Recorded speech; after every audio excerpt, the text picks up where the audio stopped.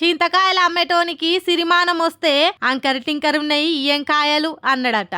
అగో దిల్ రాజయ్య వ్యవహారం గట్లనే ఉందంటారు నెటిజన్లు. తెలంగాణలకు సినిమాలు చూసుడు రాదట, తెలంగాణలో సినిమాలకు వైబ్ రాదట, ఆంధ్రోళ్ళు సినిమాలకు వైబ్ ఇస్తారట. నీ మాటకే వద్దామయ్యా వెంకటరాజు. నువ్వు తీసిన మొదటి దిల్ సినిమాను హిట్ చేసింది ఎవలు?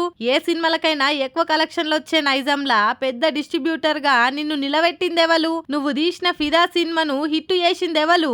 అంతేందుకయ్యా, నువ్వు మొన్నట్లా తీసిన బల్గం సినిమాకు బండ్లు కట్టుకొని పోయి చూసింది ఎవలు? ఊరూర కింద పరదలు వార్చుకొని బల్గం సినిమా చూసిందెవలు? తెలంగాణోళ్ళు వైబియకుంటేనే నీ సినిమాలు హిట్ అయినాయి ఆ పటేలా. తెలంగాణోళ్ళు సినిమాలంటే ఇష్టపడతారు, కానీ నువ్వు చెప్పినట్టు బొచ్చే గద్దుకొని ఆ హీరో ఈ హీరో అని బట్టలు చింపుకోరు.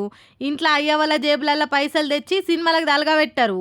గుళ్ళె ఎంత మంచిగా పాట పాడినా హారతి పళ్ళంలో షిల్లర్నే వేస్తారన్నట్టు నువ్వెన్ని వందల వేల కోట్లతోటి సినిమా తీసినా 100 రూపాయల టికెట్ పెట్టే సినిమా చూస్తారని యాది పెట్టుకోవాలి. అంతేగాని సినిమేషగాళ్ళ కోసం జనాలు ఎగవాడొస్తలేరని అనుడు మీ మందబుద్ధే అవుతుందని మస్తు సొట్లు పెట్టిండు దేశపతి సీన్ అన్న. నీకు అంతగానం వైబ్ రావాలంటే మరి ఆ కళ్ళు కాంపౌండే పెట్టుకోపోయినావు, ఇంకింత ఎక్కువ వైబ్ వచ్చేది అని సురుకులు అంటించిండు.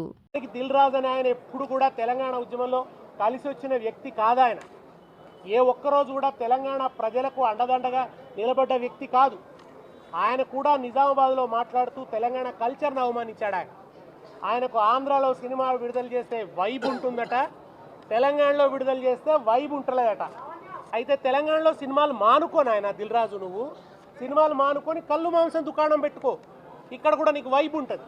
నీకు కావాల్సింది వైబ్ కదా, ఇక్కడ సినిమాలకు వైబ్ ఉండదు అంటున్నావు కదా. సినిమా వ్యాపారం ఇక్కడ మానుకో. మరి ఎందుకు రేవంత్ రెడ్డి గారిని పట్టుకొని వాళ్ళ టికెట్ల రేట్లు పెంపుదల, నైజాంలో టికెట్ రేట్లు పెంచడానికి అనుకూలంగా ఆర్డర్ ఎందుకు తెచ్చుకున్నావు దిల్ రాజు గారు?